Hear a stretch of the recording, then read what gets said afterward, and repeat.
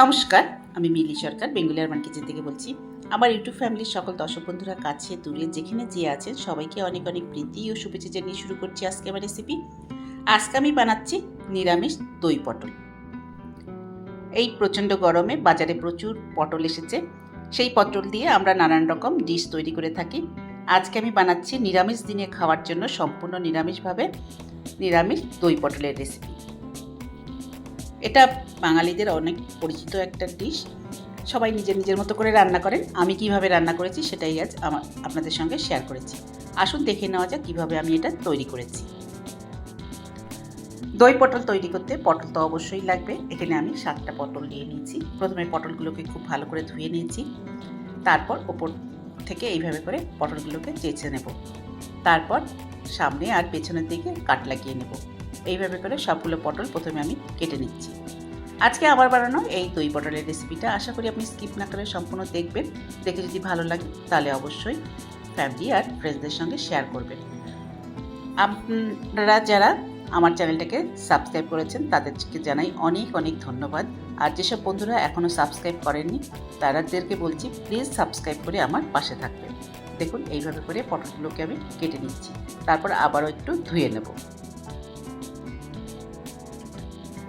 পটলগুলো কেটে সরিয়ে রাখার পর এবার একটা মশলা তৈরি করে নিচ্ছি। তার জন্য বাটিতে দিয়ে দিচ্ছি 1 চামচ লাল লঙ্কা গুঁড়ো, 1 চামচ জিরের গুঁড়ো আর নিয়ে নিচ্ছি 1 চামচ ধনের গুঁড়ো। এরপর দিয়ে দিচ্ছি আধা চামচ হলুদ গুঁড়ো আর দিয়ে দিচ্ছি স্বাদ অনুসারে নুন। এখানে আমি আধা চামচ নুন ব্যবহার করেছি, সেটা দিয়ে দিলাম। দিয়ে অল্প একটু জল দিয়ে এগুলোকে সব একসাথে মিশিয়ে নেব। পরে এই মশলাটা রান্নায় ব্যবহার করব।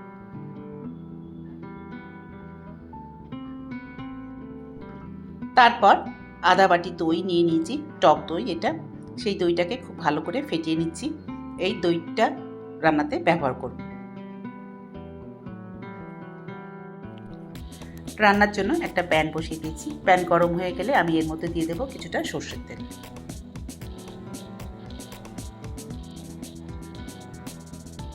তেল গরম হয়ে গেলে আমি এর মধ্যে দিয়ে দেবো আগে থেকে যে কেটে ধুয়ে রেখেছি পটলগুলো, সেগুলো সবগুলোই আমি দিয়ে দেবো তেলের মধ্যে। অল্প একটু নুন আর হলুদ দিয়ে পটলগুলোকে বেশ ভালো করে ভেজে তুলে নেব।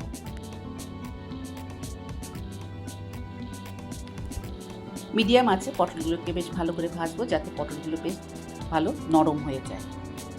দিয়ে দিলাম হলুদ গুঁড়ো আর দিয়ে দিচ্ছি অল্পই নুন, সামান্য একটু নুন দিয়ে দিলাম। এই দিয়ে পটলগুলোকে ভেজে তুলব।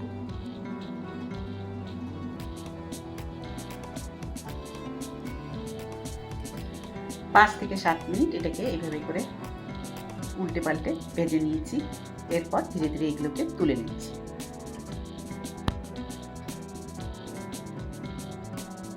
পটলগুলো কিন্তু বেশ অনেকটাই নরম হয়ে গেছে। সবগুলো পটল এবার তুলে নেব।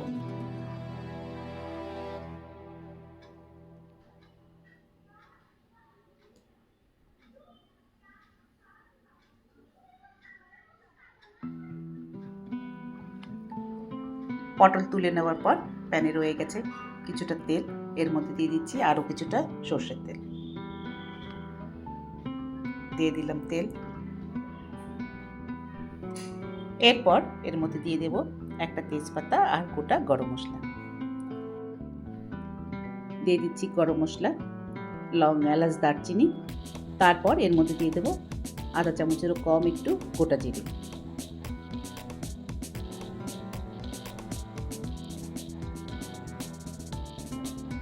মশলাগুলোকে একটু নেড়ে দিচ্ছি।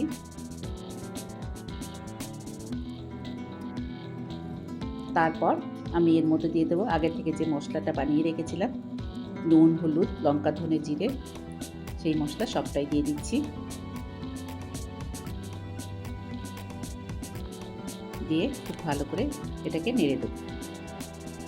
আঁচটা কিন্তু কম করে রেখেছি।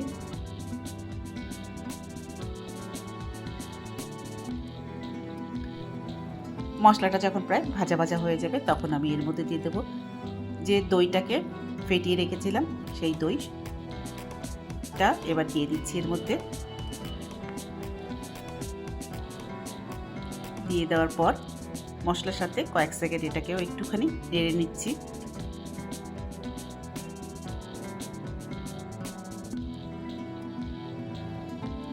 তারপর আমি এর মধ্যে দিয়ে দেব জল।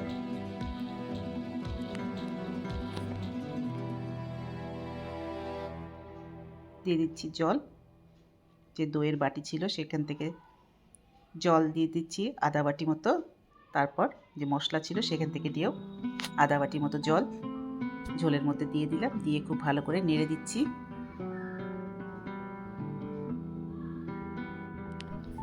এরপর ভেজে রাখা পটলগুলো যেগুলো ছিল সেগুলোও আমি এর মধ্যে দিয়ে দিলাম।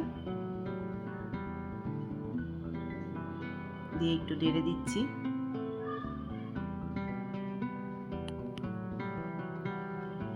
তারপর ঢাকা দিয়ে দিচ্ছি। এরপর ঢাকাটা খুলে দিয়ে দিচ্ছি গোটা 2 কাঁচা লঙ্কা, দিয়ে আবারও ঢাকা দিয়ে দিলাম। ঢাকা দিয়ে বেশ 5 থেকে 7 মিনিট রান্না হতে দিয়েছি। আঁচটা কিন্তু কম করে দিয়েছি যাতে পটলগুলো ভালোভাবে সেদ্ধ হয়ে যায়। দিয়ে দিলাম আধা চামচ মতো গরম মশলার গুঁড়ো, দিয়ে আবারও একটু নেড়ে দিচ্ছি।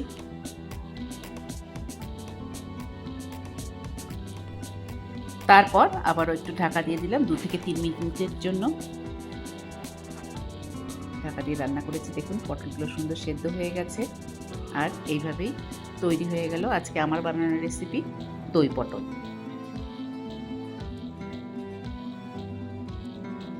গ্যাসের আঁচটা এবার বন্ধ করে দেব।